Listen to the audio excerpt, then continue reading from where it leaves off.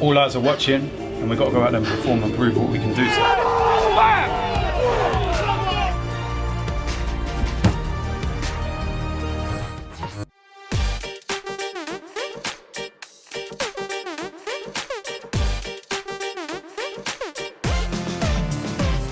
Hello boys and girls, and welcome to the preview and the predicted lineup. Arsenal against Fulham. And I've got a bit of a smile back on my face again. And I'm looking at a game, coming up for Arsenal with a little bit of optimism and a little bit of freshness about me. It's, amazing what a brilliant result can do to, your thoughts and your feelings and everything else. And look, the harsh reality is that the Premier League season has been dreadful. It's not acceptable. It's not good enough. Sitting 9th in the table, it's just not acceptable. But we're in a period right now where we've got some very favourable games, shall we say. Some games where we could just quietly go about our business and just tick along. And we could start creeping towards that top 6. When you look at the Premier League table, as crazy as that sounds, it's not actually crazy because, at the moment we're sitting on 45 points. And we're like 7 points away from a top 6 place. And what's mad as well, and don't get me wrong, I'm not even for a minute contemplating this, but with a win against Fulham, we go 7 points from a Champions League place. How? I don't honestly get that. It's staggering when you think about it, that we could be 7 points behind West Ham, who are currently in the Champions League spot. Like, we've had a dreadful season, and there's really not much in it. But look, at the end of the day, I think that we need to use these games in the Premier League as free hits. The kind of games you see and you think, yeah, you know what, make a few changes, get some minutes to some of the players, and prepare ourselves right for the semi-finals of the Europa League. I think that the way the fixtures have fallen is actually very, very favourable to us. We've got the earlier kick-off with this one, and I think the players should be absolutely buzzing and flying, going into this game. We then go and play on Friday, which is against Everton at home. And what that does is it gives us, that little bit of an extra time to, recover and get ready for the game in the Europa League. And the ironic thing about it is where we're playing on the Friday night against Everton, Villarreal don't play their game until Sunday.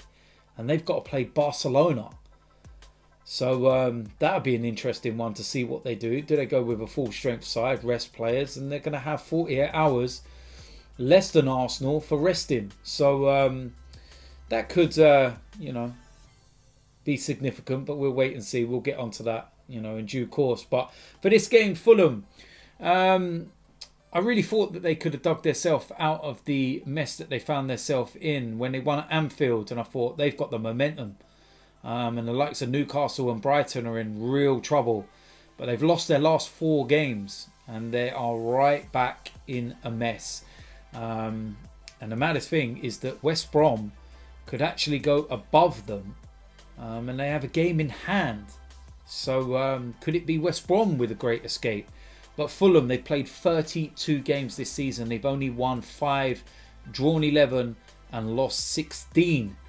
They've only scored 24 goals and they've conceded 42. Now, we played them at the very start of the season and we battered them and it was very easy. And I want to see the same again. Doesn't matter about changes and everything else. I just want to see us, put in another big performance. And it's as simple as that.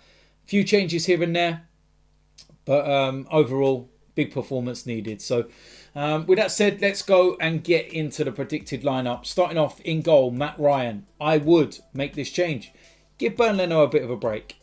Put Matt Ryan in goal. Give him some minutes.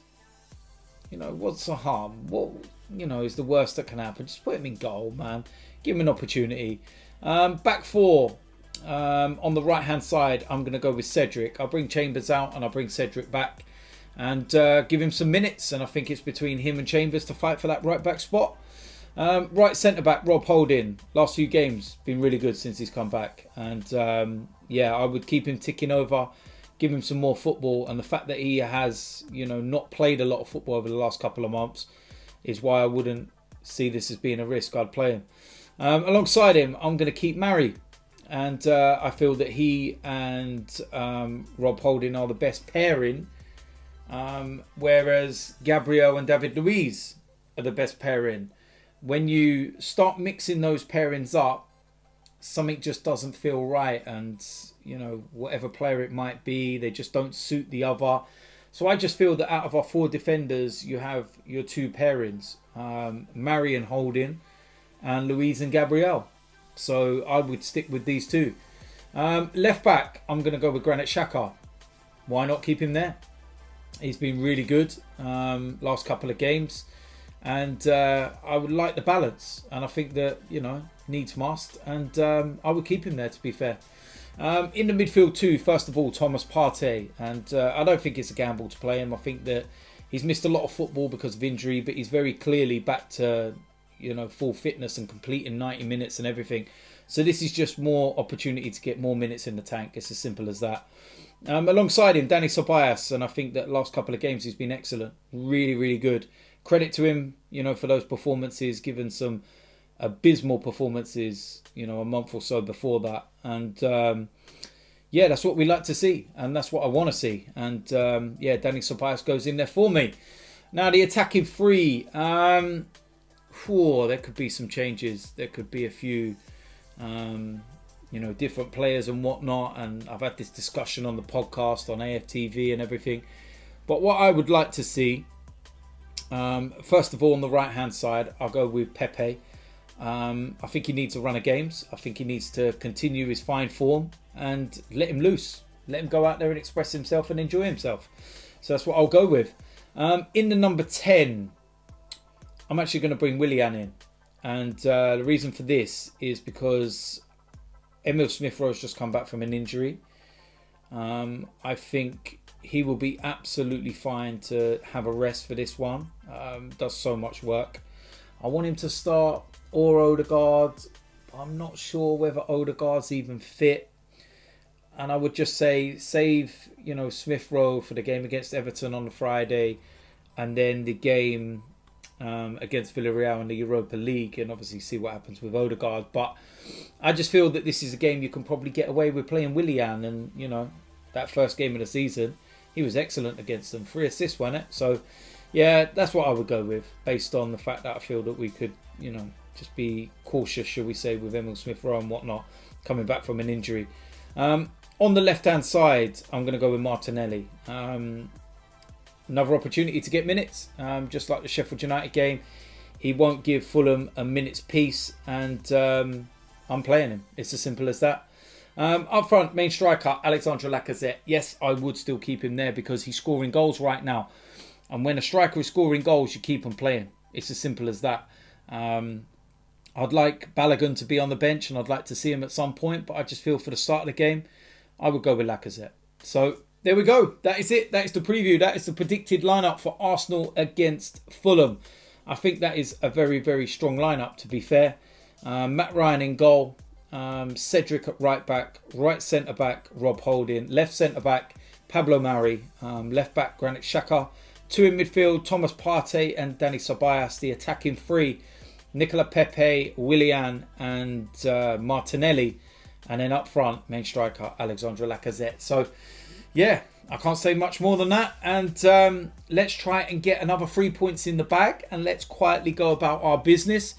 And what will be. And let's see if we can creep up the table without anyone noticing. But yeah, there we go. So if you're new around here, make sure you hit the subscribe button. Make sure you smash a like on this video. And I will see you a lot soon. I'm out of here.